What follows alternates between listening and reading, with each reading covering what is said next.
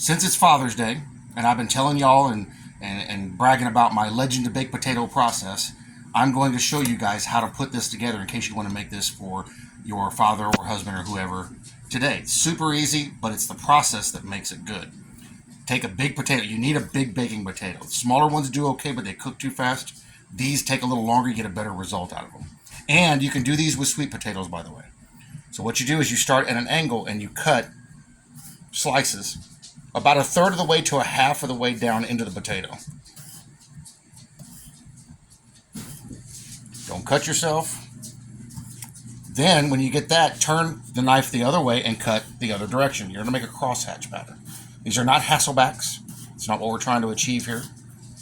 Those are straight slices. We do this crosshatch for a reason. All right. Set that out of the way. Now, get a piece of foil big enough that's going to completely wrap the potato, however you're going to set it up. Flip your foil. No, always put the red one in. Shiny out. I'll put the shiny in. No, whatever. Okay, so now you're going to take a stick of butter. Any butter, doesn't matter. Rub it across the top. That's going to push it down a little bit into those cross hatches. Don't worry, you're going to use this butter later. You're not going to have this dirty butter or anything else. You're going to use it.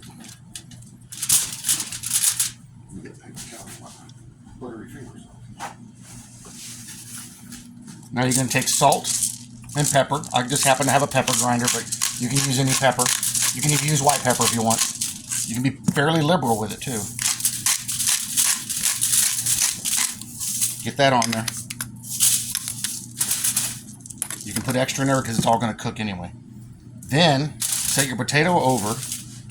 Take your butter you just used, and you're going to cut it in half tablespoon pieces. So if, on the wrapper, if it says 1 tablespoon, split that in half, and you need 4 of them.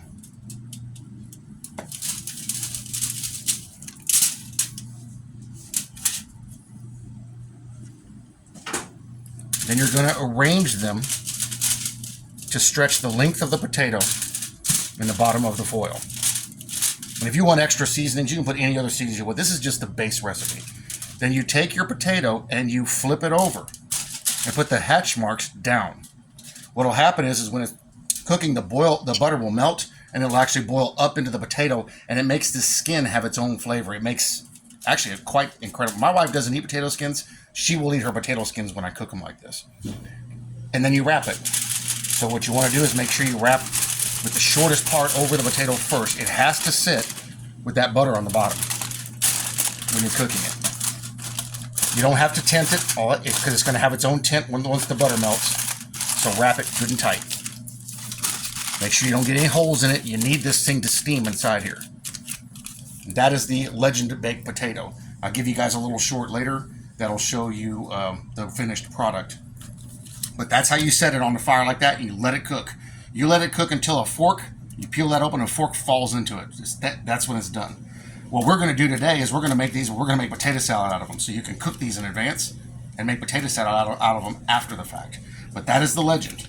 So later I'll show you, maybe I'll post a picture or something of the finished product. But it's that easy. It takes about an hour, hour and a half on the grill or in the oven, maybe 2 hours, depends on how high your heat is.